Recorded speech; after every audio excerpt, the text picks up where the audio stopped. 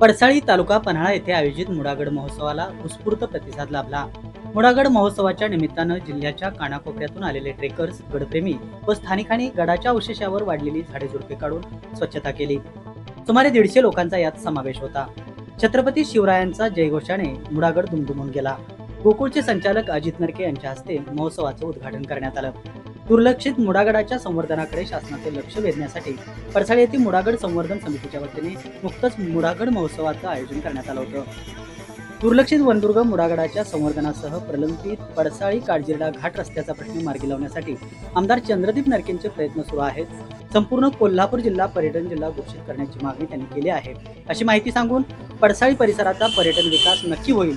यापुढे मुडागड महोत्सव हा जिल्ह्यातील मोठा महोत्सव ठरेल, असा विश्वास गोकुळचे संचालक अजित नरके यांनी यावेळी केला।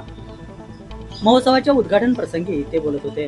प्रारंभी छत्रपती शिवाजी महाराजांच्या पुतळ्याचं पूजन करण्यात आलं। यावेळी स्पर्धा परीक्षेत व क्रीडा क्षेत्रात निवड झालेल्या परिसरातील तरुण तरुणींचा सत्कार करण्यात आला। यावेळी ठाणे येथील पत्रकार अनिल ठाणेकर, रावसाहेब पाटील यांनी मनोगत व्यक्त केली। त्यानंतर काळजवडे, कोली, पडसाळी येथील मुलींच्या लेझिम पथकाने सादरीकरण केलं। वाळवलीच्या जयशिवराय लेझिम पथकाने लाठीकाठीसह मर्दानी खेळाचं प्रात्यक्षिक केलं। लघुपटातील बालकलाकार शौर्य अनिल पाटील यानं गड आला पण सिंह गेला या विषयावर केलेले कथाकथन उपस्थितांच्या डोळ्याच्या कडा ओलावून गेलं।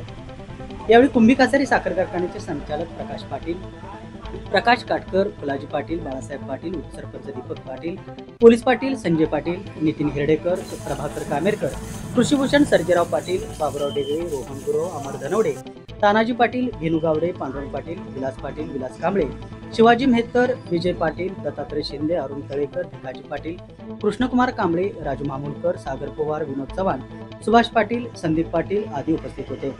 सूत्रसंचालन अभिजित कोतोलीकर यांनी केले, तर समितीचे समन्वयक अरुण तळेकर यांनी प्रास्ताविक करून आभार मानले।